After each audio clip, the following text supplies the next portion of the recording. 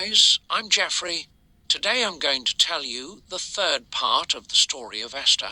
This Bible story can be found in the book of Esther, chapters 7 to 10. And don't forget that we have arts and crafts videos that you can watch. Also, our videos are available in Spanish, and we'll leave a link to it in the description. Now, let's listen to the story. Haman was called to attend the banquet Queen Esther had prepared for him and the king.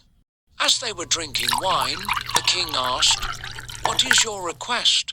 Even if it is half of my kingdom, it will be granted. My request is that you save my life and the lives of my people." Esther replied, "We are to be destroyed. Who has dared to threaten your life?" the king demanded to know.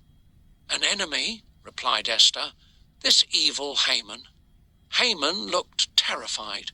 The king got up in a rage and went out into the palace garden. Haman started begging Esther to save his life. The king returned to find Haman falling on the couch where Esther was reclining. Guards were called to seize Haman. One of the king's attendants reported, "Haman has built a pole by his house. He was planning to hang Mordecai on it." "Hang Haman on it," the king ordered. Haman was led out to be executed. Then the king's fury subsided. That day the king gave Esther Haman's estate. Esther told the king she was related to Mordecai. The king gave Mordecai Haman's signet ring, and Esther appointed him to look after Haman's riches and possessions. Esther fell at the king's feet, weeping and begging him to put a stop to the evil plan to kill the Jews. "If it pleases the king, let an order be written overruling Haman's plan. Because Haman threatened the Jews, I have hanged him on the pole he set up and given his estate to Esther," the king replied. "Write another decree in my name and sealed with my signet ring. No document written in my name can be changed." The royal secretaries were summoned. A new law was written giving the Jews the right to gather and defend themselves if anyone attacked them. They could also plunder the properties of their enemies. Copies of the new law were sent out through the 127 provinces of the empire. Everyone knew the Jews would be ready and waiting if anyone attacked them on the 13th day of the 12th month.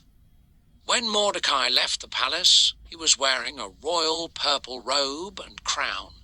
The Jews celebrated the news, and their enemies became afraid of them. The 13th day of the 12th month was the date the enemies of the Jews hoped to destroy them. The Jews gathered to defend themselves, helped by the governors and nobles of the provinces. Any group who attacked them was struck down and killed. In the capital city of Susa, Haman's 10 sons and another 500 men who hated the Jews were destroyed. But the Jews did not plunder their belongings. Permission was given to the Jews to continue dealing with their enemies the next day also. In the provinces, 75,000 of those who planned to destroy the Jews were destroyed. Mordecai recorded these events and sent letters to the Jews asking them to celebrate this victory every year on the 14th and 15th days of the 12th month. Haman had plotted and cast a lot, known as a pur, to destroy the Jews. So the celebration was called the Feast of Purim. It was a day of feasting and joy. People gave presents to each other. The Jews have kept this custom every year, through every generation, to this very day. Was there ever a time when you needed to be brave like Esther? Esther's courage to stand up for what was right, even when it was dangerous, is a great example for how to face our fears and trust that God will work through them. God works behind the scenes, even when we don't see it, to bring about his plans for good, and God uses everyone. Esther wasn't a superhero or a warrior. She was just a young girl who trusted God. No matter how young or small you are, God can use you. All we have to do is trust in God. We learned from this episode to trust God's timing. Esther didn't know all the details, but she trusted that God would work things out.